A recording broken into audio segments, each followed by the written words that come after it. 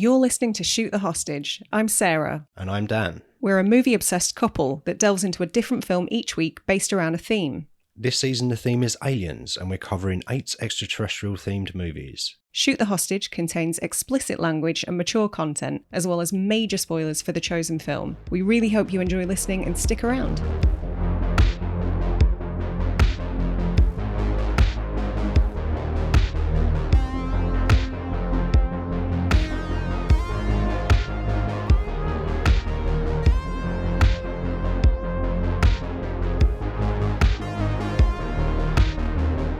So, Halloween. This is technically our Halloween episode, so we're kind of doing a horror. I don't know if I would describe this as horror, but I'm sure we'll get into that. Sci-fi horror? Yeah, I guess so. What are we talking about? Lifeforce. Directed by Tobe Hooper. Yeah, first time watch for both of us. Yes. Potentially last time watch for both of us. I reckon so, yeah. Spoil it ahead of time. Yeah.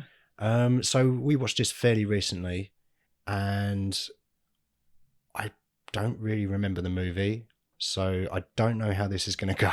So you guys are going to hear me talk for the next 45 minutes. Well, I'm sure you'll say things and I'll think, oh yeah, the space bats, and then we'll just go off on a tangent or whatever. But yeah, I'm definitely going to be, because also it's horror, and horror is not really my genre. It's definitely your genre. Why are we together again? Remind me. Should we have this conversation off air? Do you Perhaps, think? Yeah. Let's save it for the therapist. Air our grievances. Let's save it for couples counselling. Yeah, okay. Who are we kidding? We can't afford couples counselling. This is it. Yeah, if you'd like to sign up to our Patreon, yeah, our Kickstarter for how much does couples counselling cost? I have no idea. Like 50 quid? I think let's just continue this. Let's just hash it out as we go. Okay. So you're not a big horror fan. Well, you are and you're not. I like good, well-made, and I'm not saying this isn't that. You like pockets of horror. I like I just like good films, and to me, you like Driven. Yeah, but I like that because it's cars. Like, there are things like action movies I can forgive a lot if there's not a very good movie, but the action's good. Similarly with car stuff. But horror, if it's just someone running around with a knife, I'm like, it doesn't really do anything for me. If there's not something else going on, like a Get Out or an Ari Aster movie or something like that, it's got to be more layered. So you're an elevated horror guy. Is that what you're saying? Yes. Oh, no. Because I'm better than you. That's going to be very divisive. Yeah, well, similarly to what you've just said with the car thing and the action thing, like that's me for this genre, for horror. Yeah. I'm fine with a guy just running around with a knife for 90 minutes. That's cool. I'm all in. This isn't that, though. No. This is a very peculiar film. And before we dive in, do you want to do a little synopsis? Maybe to refresh your own memory. Yeah. Never mind anyone else. Can't do any harm. Okay, so Go on. Straight to Letterboxd. Let's read a tagline first to get as much information as possible. In the blink of an eye, the terror begins. That's not very helpful. No. Right, so it's that could be anything. Okay, a space shuttle mission investigating Halley's Comet brings back a malevolent race of space vampires who transform most of London's population into zombies. The only survivor of the expedition and British authorities attempt to capture a mysterious but beautiful alien woman who appears responsible. I read that as reasonable. She doesn't appear reasonable. She's very calm. She doesn't appear responsible either. Oh, responsible for the alien. Right, okay. I was going to say, she's a very responsible woman. She's not even wearing a jacket. In London, of all places. Yeah, so this is a very weird mix of things. It starts in space. Yeah, so basically, in my limited research for this show, I did read somewhere that the original director's cut was supposed to be a fair bit longer. Like, this was under 2 hours. The original director's cut, I believe, was about 2 hours, 8 minutes. Something like that. And a big chunk of what was cut was from the first act. So there was supposed to be a lot more on the spacecraft. Okay. Which I'm kind of gutted about, to be honest, because that was some of the most interesting stuff, I thought. Yeah, I was definitely intrigued at the start. Yeah. I'm just looking on here on Letterboxd, it's 102 minutes. I think our one that we watched was just under 2 hours. Yeah, it was longer than that. I think the one we watched was about an hour and 56 minutes. Yeah, but there's another cut, you say, potentially. Many more, apparently. It's interesting because I listened to the Mick Garris, is it Postmortem? Oh, yeah. Podcast today, and it was after Great podcast, yeah. Hooper had died, and it was kind of in dedication to him. And he had a couple of other people on, actually the metal plate guy from Texas Chainsaw Massacre too. And, Bill Moseley. That guy. And Stretch, also from Texas Caroline Chainsaw. Williams. Yeah, there you go. But they were talking about a fair few things, and Mick Garris particularly mentioned some projects that Hooper had made, and they just got carved up and different scores were put on. I think he was specifically referencing a film called Gin when he was talking about. Oh, yeah, that was one of his later ones. Right, okay. Yeah, I think that was sort of maybe mid to late 2000s. It came after Mortuary, which was fucking terrible. Yeah. But I've never actually seen Gin. I haven't. I've got a really big hole in my Tobe Hooper filmography. I haven't seen a bunch of his stuff. Yeah. I think, Poltergeist for me is easily his strongest film. For me. Yeah. I know what you're going to say. Yeah. Go on. I don't know. It's a bone of contention, isn't it, with film fans as to whether or not he deserved the directing credit for that, because it's so Spielbergian that, I mean, obviously as producer, Spielberg would have held a fair amount of authority on that set anyway. But I don't know, it doesn't feel like a Tobe Hooper film to me. Well, I heard on the same podcast, they were talking about that very thing, because that's the thing that people, they always bring that up when they're talking about people get stuck Tobe on Hooper. that. Yeah, and I get it, because I watched Poltergeist and it feels very Spielbergian. Like you say, the music, Pinky Plonky family time music. And it's the family unit, and it just, there's lots of Stephen in it. But from what I heard, he was very hands-on on Poltergeist. He did have a lot of ideas and wanted to contribute. Now, it's tricky because is that really different from any other film? Because all films are a huge collaboration to a certain degree. Yeah, but I would say there are definitely instances where producers are definitely more hands-off. Like a lot of them can just be the money people. I think from what Mick was saying, Spielberg can be, very, very involved. Mm-hmm. So he's a control freak, is what you're saying. Yeah, well, who knows? You're just a perfectionist. Who knows? I don't really know the guy very well. So we've only met once or twice. Gave me a stogie, so he's right by my book, yeah. I've never met him. I just want to qualify. Yeah, sarcasm. I don't think he even smokes. He may smoke, who knows? We're not here to cast aspersions on Spielberg's character. Yeah. Just Tobe Hooper's. No, but from what I heard, Spielberg can be very, very hands-on. In that case, in Poltergeist, maybe Tobe Hooper was quite welcoming of that. If I'm working for Spielberg and he's got ideas, I'm listening to him. It can only improve the project, which it did. Mm-hmm. And I think there was a similar case on the movie Used Cars they were talking about on that podcast, where Bob Zemeckis was the director, but Spielberg had a lot to contribute. Right. And Kurt Russell would turn around and said, who am I taking direction from? Bob Zemeckis or Steven Spielberg, choose. And apparently Spielberg went, yep, my bad, I'll leave it alone. Okay. So I just think that maybe Tobe Hooper, from the sounds of it, was just more open to just being more collaborative about it and didn't really fight it in the public, because I don't know, he seems like he was a kind of a reclusive guy and not very in the public eye. It's funny you say that, because I know very little about him. Exactly. So I guess, that definitely backs up that theory. Mm. It was actually when like I said, my research for this show was more limited than we have done so far, but it was a bit more of a struggle to find interviews and information about him than it has been for any other show. I did a podcast search for Tobe Hooper interviews, and I went back like 2014, and I couldn't find anything really. I'm sure stuff is out there and it does exist, but usually, if I'm looking for interviews with a director, there's loads, especially last few years where podcasts have really taken off. But yeah, I could find very little about the man. But when I saw that Postmortem had done an episode about Tobe Hooper, I thought probably a good one, because they're going to talk a lot about his life, and they did. And they touched on Texas Chainsaw Massacre 1, 2, and Poltergeist, and they spoke about that stuff, which we've mentioned. So that was really good. I would actually recommend listening to that one if you do want to know more about I'm assuming the man. Garris probably knew him as well, because I know Masters of Horror was a Mick Garris brainchild, I think. It sounds familiar. And Tobe Hooper was responsible for one of the worst episodes of Masters of Horror. Right. But I don't know, I feel bad because you said like a lot of people speak really highly of him, and I feel like I'm just going to serve to shit on his legacy today because I'm not a fan. Those three people spoke very highly of him. Right. I've not listened to any podcast with him in or know anything about him, so I'm going to reserve any judgment on that. From what I've heard, he seemed like he was a pretty cool dude, but who knows? And he's not here to defend himself, so we can't be too harsh. He's already dead. I'm not going to kick a man while he's down.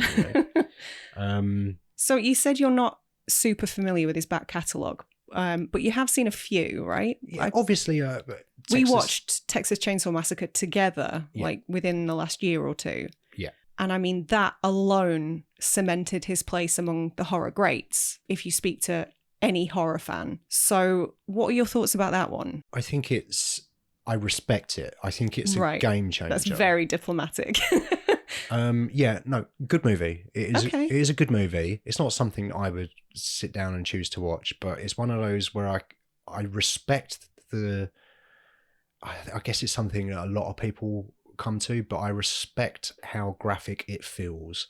Without actually being. Yeah. And it's all in the details, in the sound design and what's in the frame and all of that stuff. So, and also just as a monolith of the horror genre and the industry in general, I guess in the 70s, that's just when slashers are starting to get off the ground, and that genre is picking up its own pace.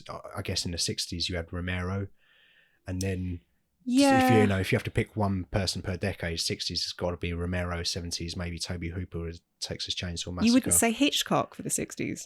That's controversial. I've seen Rope, which was very good. Wow. Okay. What else have I seen? I'm not sure I've seen the original Psycho. You've seen the Gus Van Sant Psycho, but not Hitchcock. No, Get out. I haven't seen that. Get one. out. No.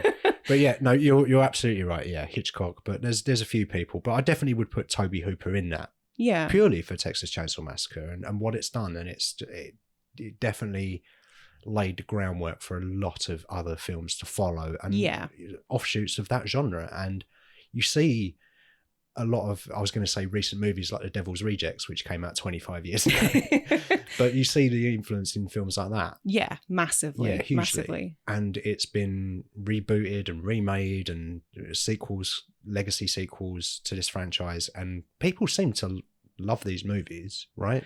I mean, look, the Texas Chainsaw films are of hugely varying quality, to my mind anyway, but they continue to be churned out, so they must be doing reasonably well. They're a lasting favourite amongst horror fans, so yeah, who am I to say? He definitely kickstarted something, didn't he? Yes, but outside of Texas Chainsaw, Poltergeist, I made you watch The Fun House. Oh, that's right. Yeah, Fun House. It was really, that memorable. Really crazy show where anything goes. I remember that one. Yeah, the circus, the circus one. I remember the circus, but I don't remember what I thought about it.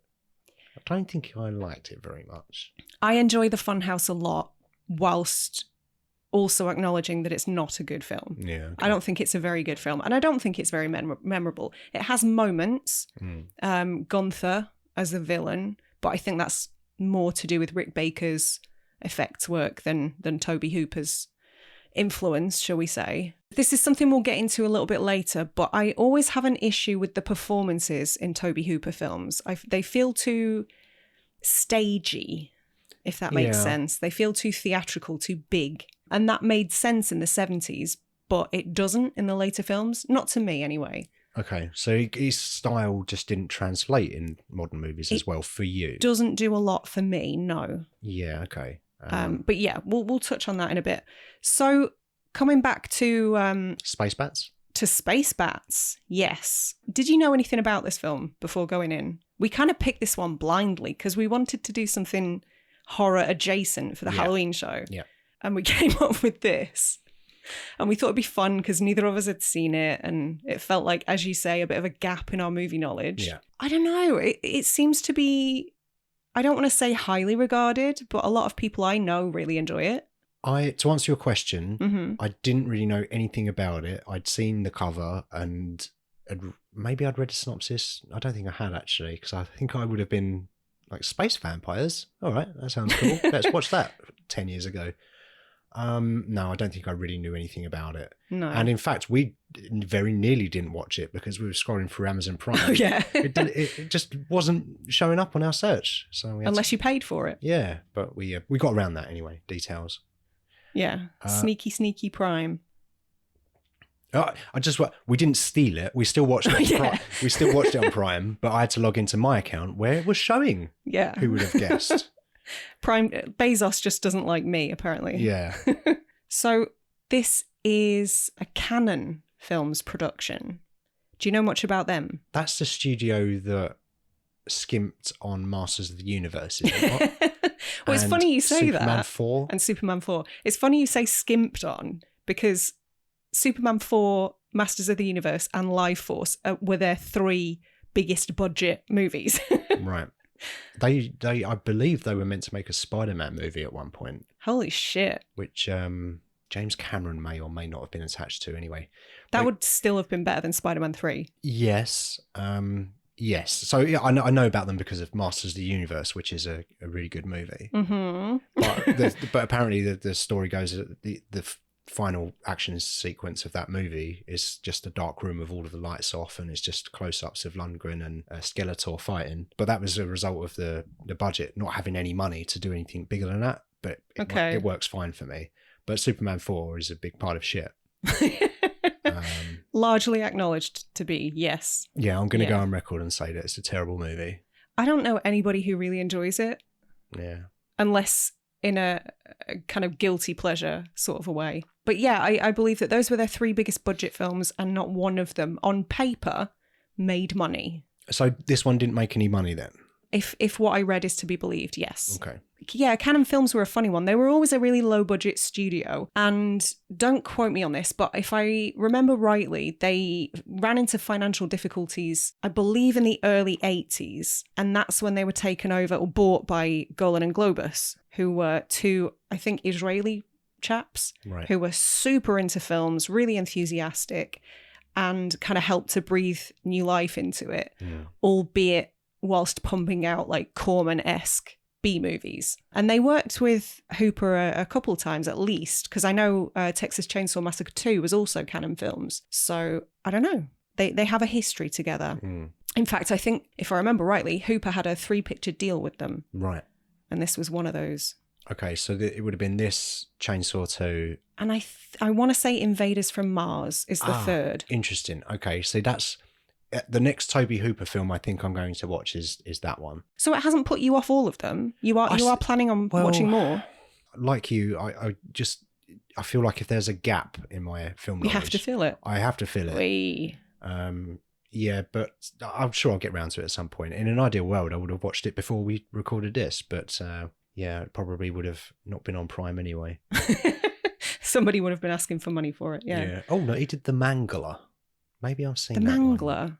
Yeah. I don't think I've seen that. Oh, that's got Robert Englund in it. Is that about a big oven that eats people? Involving a folding machine. It's a folding machine at an old laundry happens. Anyway. Old laundry happens? Yeah, I don't know what that means. Anyway, off topic. Yeah, sorry, I was just looking at his filmography. It's don't know, 28 listed on here. Yeah. Salem's Lot seems kind of interesting to me. I know that was severely carved up because I think that was meant to be a 4-part, 3-4 hour. Well, it was. Yeah. So that was released as a miniseries initially. And then, if I'm right in thinking, it was later released, as you say, mercilessly carved up as a theatrical kind of feature film length. The miniseries is considerably better. And probably one of the best things that Tobe Hooper did, to my mind. Yeah. But it's vampires. I'm biased. It's great. So taking it back to the beginning then, in space. Yep, the best bit. The spaceship in space. In space. Spaceship! Where's Charlie Day when you need him? Which apparently the ship was intended to look phallic. No shit. Well, they usually are in sci-fi movies, but at least like they had the balls to admit. Bad choice of phrasing. I didn't see any balls. But they had the stones to admit that it was actually intended to look like a phallus. Yeah, well, it wasn't very subtle about it, was it? It was 150-mile long spaceship. Are you talking about the space batship that was hiding around Halley's Comet? Yeah. Yeah. Well, there was a couple, because there was another one that I read that was modelled on an artichoke. Which also looks like a dick. Definitely does not look like a dick. Oh, it doesn't? No. I don't Have you seen an artichoke? Have you seen a dick? I've never seen a dick. No. Okay. You're a never nude. Yeah. I thought you could tell by these denim shorts, denim cut-offs that I'm wearing. Spaceship did look very phallic, and it did occur to me at the time. I did think, that looks like a penis. Honestly, the first of so many, I want to say thinly veiled sexual metaphors, but I'm not sure if many more of them were intentional or if I've just got the mind of a 13-year-old boy. Well, do you know the film that I was thinking of almost constantly throughout this was Species? Species? Well, yeah. Natasha Henstridge. Yeah. Yeah, alien goes and fucks everyone and makes alien things. I don't remember that movie. I just remember there being a lot of shagging in it. I can see the comparison, yeah. Yeah. Did I notice any other sexual metaphors? Maybe as we get into it, they'll come back to me. But you say that there was meant to be more on a ship, which is interesting because I thought it was interesting when they went into the space penis and then they just see these giant bats floating around. And they were great. And I'm thinking, what is this movie? Are they aliens? Are vampires aliens? Yes. Space vampires are aliens. Yeah. I don't know if in this universe actual vampires exist. Yeah, I guess that's my question. Well, they do call them vampires. They do. And it was based on a book called The Space Vampires. Ah, right. Apparently the author hates the film, by the way. Oh, it's a bit of a Stephen King and The Shining deal, yeah. Right, okay. Maybe he'll commission a miniseries. I mean, it's such a batshit concept. Yeah. That I would watch a remake. It didn't entirely work for me, this film, but and I think the main problem for me was there's just too much happening, too much going on. Well, before we get too far ahead of ourselves, I don't want to jump to the end or anything. But one of my notes was literally, it's an alien movie that wants to be a vampire movie that wants to be a zombie movie. It was just everything but the kitchen sink. Pick one and dedicate yourself to it. Yeah. There was too much. The central premise of finding humanoid creatures in space, bringing them back to Earth and unleashing hell, that's cool. Yeah, in terms of concepts, yes, definitely, I would agree. Like, there's something there. There's an interesting idea there. Yeah. Yeah. Massively. And yeah, I really enjoyed the whole succubus thing. What does that mean? Succubus? Succubus is kind of like a mythological creature, typically female, that sort of feeds on life force. Energy. Like an emotional vampire. Yeah, I know a few of those. Right. Okay. But yeah, not vampiric in the typical sense that we're used to seeing. So to me, like the creatures in this film are more succubus-like than vampiric. Yeah. But yeah, it was curious that they chose to call them vampires because they don't follow the typical rules either. Generally speaking, when you watch a vampire movie, they can go for a long time without feeding, whereas the rules here were it has to be within 2 hours until they like wither away and die. Yeah. Or become a husk and explode. Yeah. There seemed like there were lots and lots of rules in this movie, and I didn't fully understand all of them. And it didn't seem to play by its own rules all of the time either. Just quickly going back to the first act of the film, I have got a few comparisons written down that I want to get to later. But the sequence where they go onto the abandoned ship and find all the desiccated people, is it just me or did that give you like Sunshine vibes? No.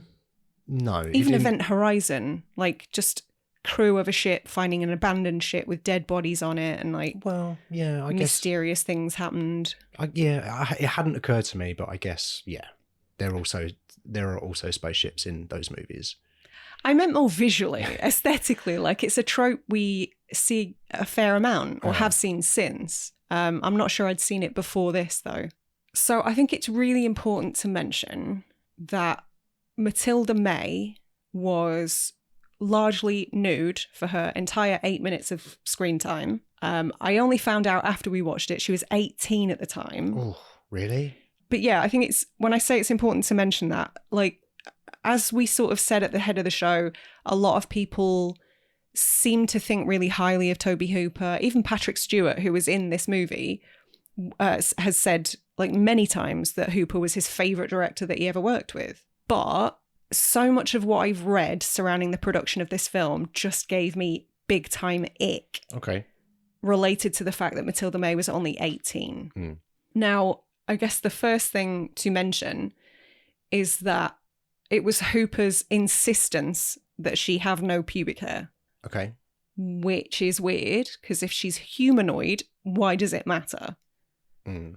You're just making her look younger, surely. Yeah, I guess so. But yeah, he said that in an interview that in the early stages of shooting, they waxed her pubic hair off completely, thinking it would make her look less nude. Don't know what the logic was there. In fact, it was worse because then her vulva was exposed, making her look even younger. So they had her grow a bikini strip of pubic hair back. It sounds like a lot of unnecessary steps. It does. Because I noticed in a ship when you first see these three bodies, they do very strategically place objects in front of the guys' dicks. I know, right? Yeah. This is what I mean when I say women don't have equal rights yet. Mm. Why don't we get to see space penis? Yeah. It's not fair. Well, there was a big one. It was the spaceship. Space phallus, yeah. No, I did notice that actually while we were watching the movie, but you know, I'm not surprised by that because people are afraid of dicks even these days. So it's weird, isn't it, that there's such a censorship issue when it comes to male nudity, but the same rules don't apply to female. Although, having said that, I did read somewhere that they had to sort of film her in shadow some of the time to get around some of the censors' cuts. Right. But yeah, in addition to that fact, apparently Matilda May had to frequently remove her panties to allow Hooper to inspect her. Makeup artist Sandra Exelby talked about it in an interview. We had this big discussion about Matilda May. He said, I want all her body hair off. And I said, you can't do that, Toby. But apparently he didn't listen. Yeah, and there's a bunch of really inappropriate stuff that I keep finding. So there's something here that says, for years after the film was released, when asked what the first thing is that comes to his mind when someone mentions Lifeforce today, Tobe Hooper's answer was a very succinct and timid Matilda May. I mean, I guess a lot of people would say the same. Yeah, but 18-year-old power difference, like, yeah, that's not cool, is it? Yeah, and apparently she went on record to say that she was very comfortable with the nudity and didn't bother wearing a robe in between takes. But I don't know, man. A lot of people get a bit older and would look back at that differently. What, she said that at the time? She said she was very comfortable with the nudity, yeah. At the time? At the time, not yes. Now. Well, I don't know about now. Yeah. But yeah, because she was described that it wasn't easy to look away for the cast and crew because she was, to quote, a gorgeous teen with an almost perfect figure. Yeah, sounds very 70s. But yeah, during filming of May's first scenes, there was a suspiciously high number of carpenters and set constructors present, so the remainder of her scenes were filmed on a closed set. Yeah, no shit. It would just automatically be a closed set, right? Well, these days, yeah, there would be intimacy coordinators, there'd be all sorts. Yeah, that sucks, man. Like, just the chippies on site going, yeah, come on, let's go on set and look at her. Yeah, gross. Absolutely gross. Should have been closed from day one. Yeah, and one of the makeup artists, Nick Maley, averaged 70 to 90 hours a week during production, most of it applying makeup to Matilda May's fully nude body to make it look perfect and flawless, even though he admitted in an interview that her 18-year-old body was already pretty close to perfect. He joked once that he had no issue with applying the makeup. In fact, it was his favourite part of the job. It's so gross. just lovely people all round in by the sounds of it. Like, it's not just me, right? Yeah, it does. It does sound, in today's climate, it does sound problematic. I mean, he's not Savile, but, No, you know. No, it's not what we're saying. It's still gross. It's weird. Like you just said about all of the crew coming on set. Like, it's just, we know better now. Yeah. And I don't know, I wasn't alive when this was made. Was I alive when this was made? I was one when this was made. But not enough to know about what was going on in society and stuff. So obviously people always say it's a different time and stuff, and that's true, but it doesn't change the fact that it's still a bit fucking weird. Yeah. Like And I'm not an trying... 18-year-old just left school and trying to get into the industry, probably accept any job. And at the end of the day, like, it's, if she's fine with it, you know, that's fine, and I hope she is. But yeah, as a general rule, I would say don't employ people to be naked if they're 18 and then go on record and say, oh, it was great, wasn't it, putting makeup on her. Yeah, doing Vic Reeves thigh rubs. Weird. I think so. And I just thought it was important to acknowledge that, because there was so much of what I was reading about the production of the film that related to that. I couldn't not mention it. Well, nudity is a very big part of this movie. It is. Something it is. But female nudity, let's be clear. Yeah, again, they're not showing any dicks in this movie. But even the male space vampires were wearing like socks to conceal on their feet. Yes, on their feet. No, on their space junk. Yeah. Right. On their soft docks, to quote the film. I wasn't expecting the amount of nudity that there was in this film, I must admit. I don't know if I was expecting anything in this film, actually. I think I was constantly surprised what was going on. I'm just scratching my head a lot going, what? It's funny. I think going in blind was perhaps a good idea, because it does seem to have a bit of a reputation because of the nudity. So I'm glad I didn't know that in advance and couldn't sort of prejudge the film in any regard. But yeah, I don't know how I feel about Tobe Hooper knowing all of that. And when you kind of add that to like what he put Marilyn Burns through in the Texas Chainsaw Massacre, and I don't know, I've heard a lot of actresses and actors that work with him speak very highly of him, but I always have pause, maybe, when I think about stuff like that. So who knows? Well, he's dead now, so but we've got the last laugh. I'm not here to disparage the dead man's character. But yeah, he did also go on record and say the film is about men dealing with the feminine mystique or the feminine terror, as well as men dealing with the feminine inside themselves. What does feminine terror mean? I guess the unknown, because there's like the stereotype of men are from Mars and women are from Venus. Like, men never know what women are thinking. They're mysterious. That sort of bullshit stereotype, you know? Yeah. That's pretty outdated these days, but still being peddled by the Andrew Tates of the world. Yeah. Okay. So it's about those things then. That's what he says. Yeah. I don't know if that's what the author of the book intended or what. Well, that's what I was going to ask. I wonder what the intentions of the book were and what their issues are with the movie, apart from it not being very good. What it was they had an issue with. Well, interestingly, the only quote I could find from Colin Wilson was he very much disliked the film, but he said, well, at least there's lots of full frontal nudity. So even Colin Wilson has failed us. All right, fair enough. And she was only 18. Did you hear that? Ugh. But yeah, I don't know how I feel about that. That's not necessarily something that came across to me while I was watching.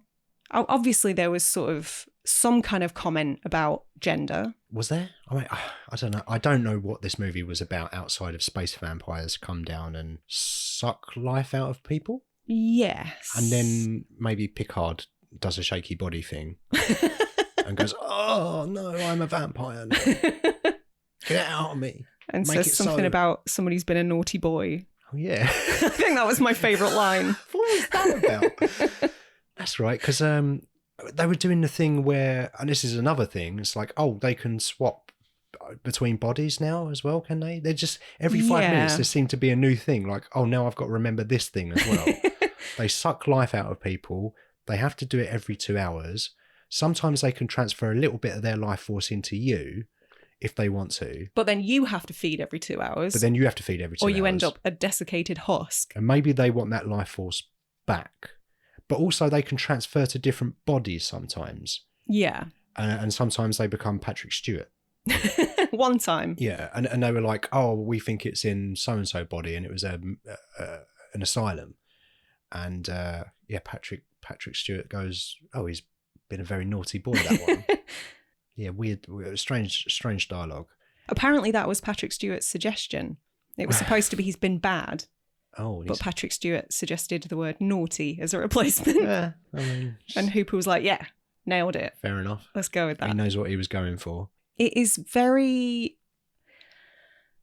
very difficult to take seriously. Do you think it was intended to be taken seriously? I hope not. I get the impression it was. Well, the things, sometimes if films are just very tongue-in-cheek, I can give them way more leeway because, it's meant to be silly. It's meant to be stupid. I didn't get that vibe from this. It felt very serious, actually. Yeah, that's what I mean. Yeah. Not satirical in any way, just played straight for the most part. I guess so. That's kind of how it came across to me. And it's particularly the delivery from the British side of the cast was very, very kind of austere and serious. Well, I don't know what austere means, but I'm going to agree with you. But yeah, a lot of it is set in London, which also took me by surprise. Yeah, I didn't know that. No, and it's the astronauts were American, and one of them comes back. Well, and then... it was I got the impression it was an American-British co-mission. I don't know what the word is. Yeah, and then one astronaut survives and then came after having Coulson. sabotaged the shit. Oh, yeah, how could I forget fucking Coulson? They say it about 85 times in a minute. Coulson. Take a shot Coulson. Every time they tell him he looks exhausted. Hey, Coulson. Yeah. Is that you, Coulson? I know you're there, Coulson. Exhausted. But I kept thinking she was saying Colton. And I was thinking of that it's not unusual to be loved by anyone. And I was thinking, I'd much rather be watching Fresh Prince of Bel-Air. At any time, day or night. Well, no, I mean if the choices are Lifeforce and Fresh Prince of Bel-Air. Some of the dialogue was really, really strange. Coulson. And it kind of made me sad to find out that it was co-written by Dan O'Bannon. Did Dan O'Bannon write the Alien movie? He has a co-writer credit, I believe, for Alien. But the reason he's one of my favourites is because he wrote and directed Return of the Living Dead, which is one of my all-time favourite movies. Certainly my favourite zombie movie. Sorry, George. I got some Return of the Living Dead... How dare you? I got some Return of the Living Dead vibes, actually, from some of the creature design in this. Same. That was one of the comparisons I wrote down, actually. Yeah. And actually, I would say maybe my favourite thing about this movie is some of the effects. Oh, yeah, 100%. I was like, there were so many times where I was just close to nodding off. Yeah. And then Patrick Stewart would hemorrhage from the face and make a sexy blood lady. And I'd be like, I'm back in, you son of a bitch. I completely forgot about that. That was brilliant. There was so much about it that was absolutely batshit insane. Yeah. And it would always reel me back in. Yeah. It was fascinating in a way. Yeah. It's one of those, it was kind of impossible to predict not necessarily where it was going to end up, because I guess either things work out or they don't, but just where it just felt like so many left turns. Yeah. I completely forgot about the blood demon. That was my favourite bit. But I was thinking it got Blade vibes from that, and the blood god or whatever it was, and Stephen Dorff turns into the wibbly wobbly CGI blood thing. But I think the effects in this are better than Blade. The dodgy CGI in that movie, but that blood stuff in this was done very well. There was some really cool effects in this, really inventive stuff. Yeah. I think another one of my favourite moments was, I think either the first or second guy who's had the life force sucked out of him and kind of been vampirized. The security guy or the one doctor? Of them. And they locked him up. They put him in some sort of makeshift jail. Yeah. And the life starts to drain out of him and he becomes desiccated and runs at the bars and just explodes into dust. Yeah. That was brilliant. And then they're all just inhaling human. Yeah. Yeah. There was some, considering what you just said about you didn't remember a lot of the film, some of it was actually super memorable. Chunks of it. Yeah, no, I don't know why I was struggling to remember it, but yeah, there's so much happens. Maybe that's the problem. There's just there's so much being thrown at your eyeballs that I'm just get to and kind of like, well, that was nuts. I'm never thinking about that again. I need to go and lie down in a dark room for a minute. Yeah. How did you feel about the dialogue? Because I think this, to me, just to take it back to Dan O'Bannon and his two co-writers, I feel like this was perhaps the movie's failing, was the script. I didn't have any thoughts about it particularly at the time. I'm sure it was a bit wobbly, some of it. Yeah, I don't remember having any thoughts on that at all, really, to be honest. There was a lot of dialogue that made me cringe inwardly and probably outwardly. But yeah, there's a lot of really dated dialogue as well. Like, there's one line that I wrote down saying, "I'm sure you'd rather be recuperating with a pretty nurse." That's just said apropos of nothing. Like, let's just make them sexist for no fucking reason other than it's the 80s and they're men. It was super weird and super, like, dated even in the 80s, I think. Yeah. I mean, if he's making a film about, what did you call it? Feminine terror? Yeah, feminine mystique and feminine terror. That's what he said. I don't really understand. I mean, I do understand what they mean, but I can't get my head around it as a concept. Yeah. I certainly didn't get that from this film. So I'm guessing all of the creative decisions were kind of funneled through those fundamentals, but maybe to sort of draw more of a line between the sexes. I guess. I don't know. Maybe we're giving it too much credit. We're clutching at straws a little bit, yeah. But yeah, some of the dialogue as well, like they, I don't know, it just made me chuckle. It felt a bit Garth Marenghi at times. Yeah, no, you're absolutely right. You did actually mention that while we were watching it, and I thought, yeah, you've nailed that. Like they went full Marenghi. I was expecting Matt Berry to pop up in a doctor's coat, yeah. Is this hospital called St. Croc of Shit? But yeah, they say like observation window at one point, and that made just things like that made me chuckle, because that's so redundant. Surely that's like saying entrance door. Yeah, all windows are observational by definition. Yeah, surely. Yeah. And it felt like, is somebody trying to reach a word count here? Yeah, it feels like there was oddly, like, it feels like a lot was crammed into this, but at the same time, I have so many questions. Yeah, that remain unanswered. It was just nothing, and by the time I'm kind of getting my head around a concept, another one comes along and beats me around the head, and I've forgotten what the last thing was. And maybe that's why I just have trouble recalling this movie. Yeah, because it was just crazy thing after crazy thing after crazy thing. And like I said, I just got to the end and was like, well, I'm going to wipe that from my brain. But then maybe because of that, it might warrant a rewatch if I'm very, very, very, very drunk. Or if you forget what it is and put it on by accident. Yeah. That's more likely, I would wager. I Give it 10 years. I kind of remember a game on maybe the Master System called Lifeforce. Okay. And maybe for a time I thought that this movie was based on that, or vice versa, right. or something. But no connection? I don't know. So it still might be. Well, maybe. I assume not, because what are the chances? Yeah, I definitely had that game when I was a kid, and then probably heard about this. I'm sure you'd have remembered Full Frontal in a Master System game. There was no Full Frontal. No, the pixels were covered up in that one. I think that was just like a space. You're in a little spaceship and you're flying through tunnels and space tunnels and shooting other spaceships and stuff. That sounds great. I don't remember there being any vampires.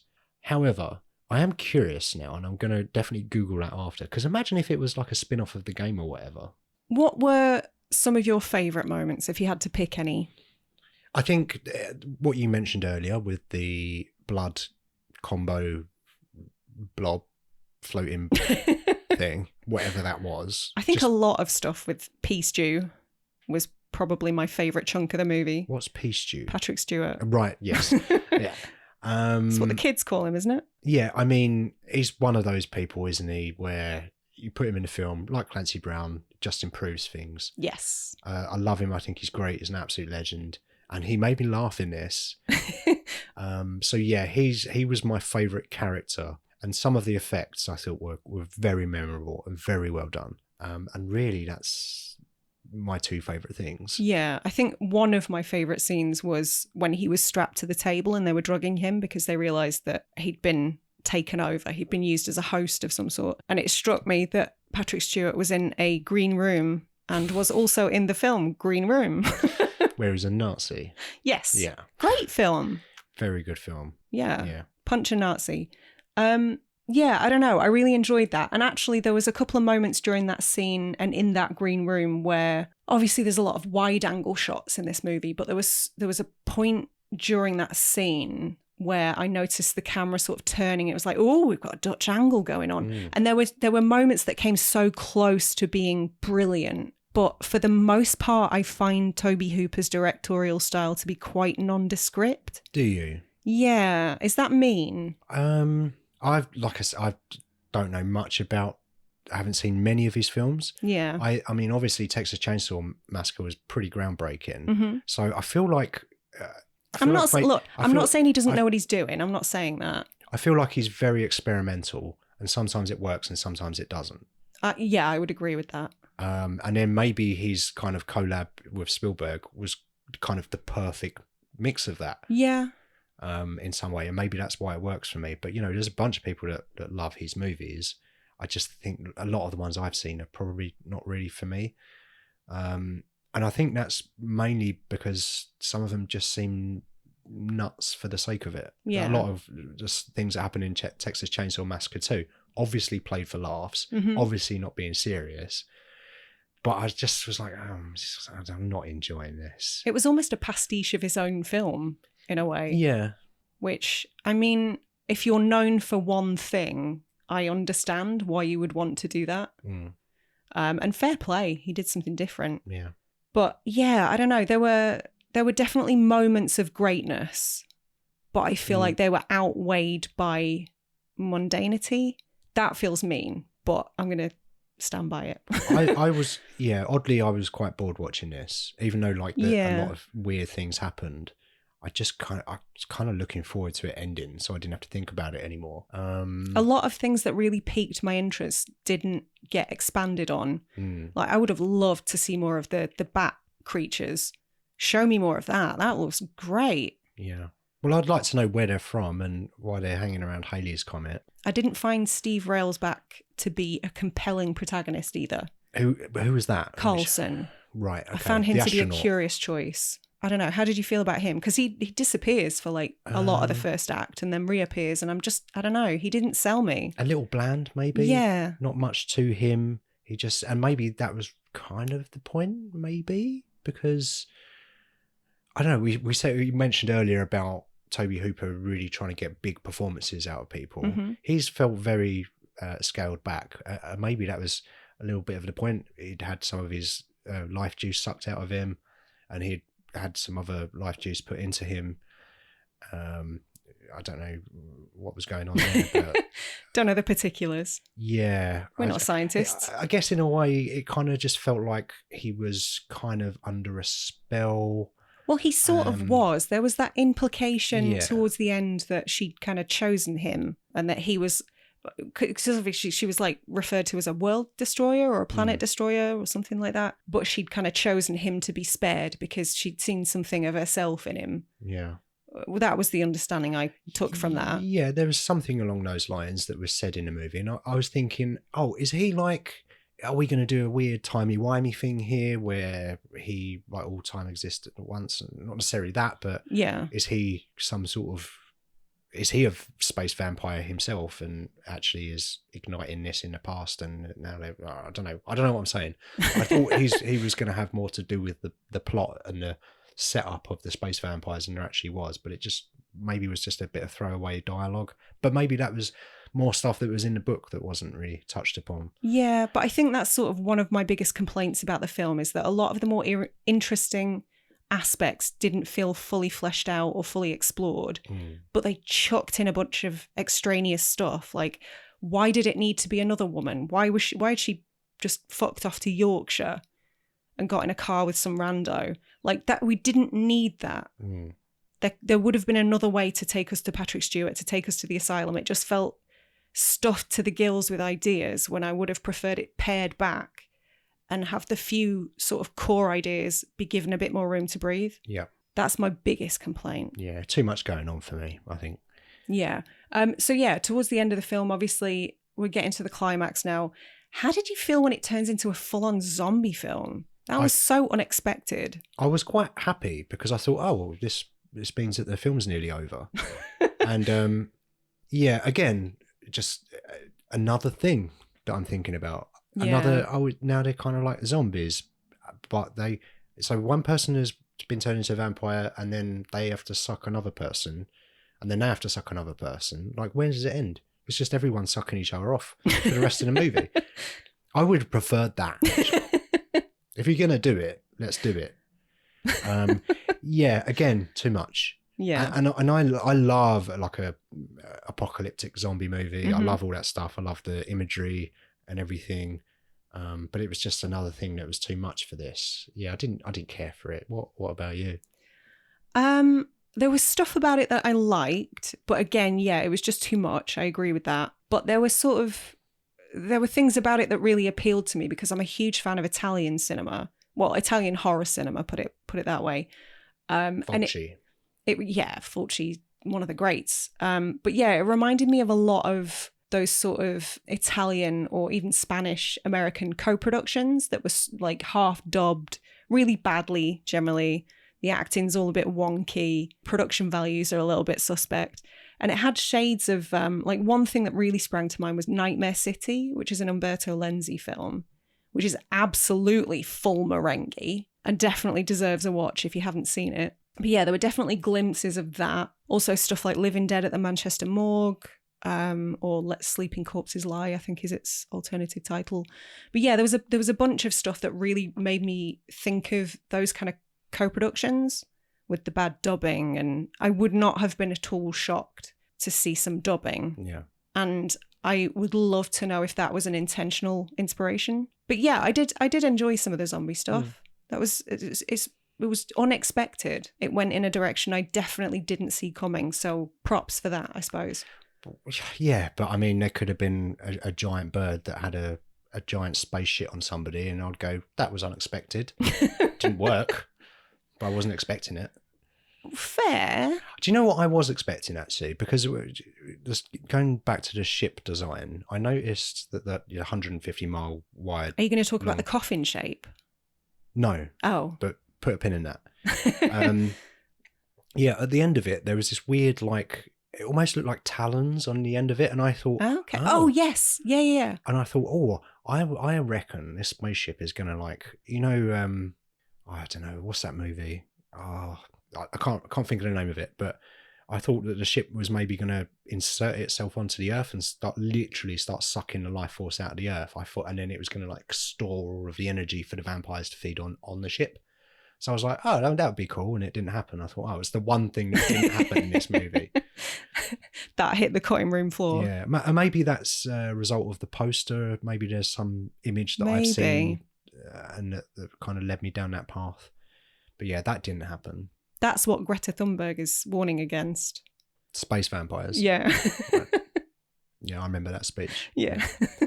Yeah, coffin. I remember there being some coffin shapes. Were they doors or like the entrance to the ship or something? Yeah, like right at the beginning, there was a panel that sort of came away, and it was the shape of a coffin, and that's what the astronauts came out of. And then they find the three humanoids, and they're basically in what could be described as glass coffins. So there's definitely a lot of death symbolism that has to be intentional. Yeah, of course. What if they're vampires, you know? Yeah. Peter. I'd watch a Taika Waititi reboot of this movie. Hell yeah. Yeah. Yeah. Bring back Jermaine Clement. Vladislav the Poker. So... Nick, you're eating worms. In summation, how do you feel about this film? And would you ever watch it again? You've already sort of touched on that. I sort of said that, yeah. The only way that I'm watching this is if I've had a lot to drink and there's a few people over and you just want to have a laugh.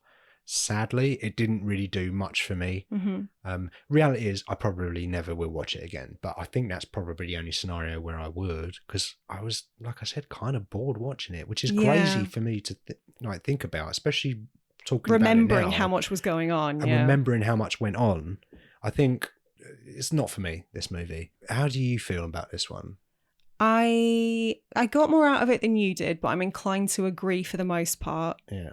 I don't know how keen I am to revisit it, but there was so much about it that was heaps of fun. And I can see why people really like it. I definitely can. But a lot of it just didn't work for me. I'd say like 50% of it really fucking worked. And then the other half was absolutely not for me. Yeah, okay. It was a weird one in our lineup as well. Yes. Like thinking about the movies in our Alien series, obviously we started with Predator, The Man Who Fell to Earth, Arrival, Starship Troopers, Lifeforce, and then obviously we've got a couple coming up after that. But looking at all of them, and then they're all quite different, and we try to program our seasons so we get quite different movies and thinking about scheduling and stuff. But this one feels like such an outlier. It kind of sticks out when I look at the lineup now and think that's a weird movie, a weird choice. But I'm glad that it's done and we've got it out of the way. It's weird. I guess a lot of the films we've already spoken about are quite cerebral, apart from Predator and Starship Troopers. Starship Troopers is not necessarily cerebral or thought provoking, but satirical. There's more to it. It's a satire and it's fun and it can be enjoyed on a few different levels. Yeah, and in that makes an excellent movie. This one I feel like doesn't have much to say in a sci-fi genre, and I think for me as well, sci-fi movies, when they're done really well, they are adding layers and they are about human stories. And even if you're looking at an alien race, it's really a reflection of us. And maybe they were trying to go for that in this movie, what you were saying about what did you call it? The feminine terror. Yeah. Obviously there was a goal there. It just didn't fully translate for me. It didn't all land. Yeah. I would say watch it for the double entendres. There was a lot of that. Yeah. So. Do you want to tell people what we're covering next week? I do. Next week, Ack. Thanks so much for listening. If you've enjoyed the show, don't forget to subscribe and leave us a review wherever you listen to podcasts. You can stay up to date with us on Twitter, Instagram, or TikTok at @STH_pod or support us on Patreon. Everything will be linked in the description.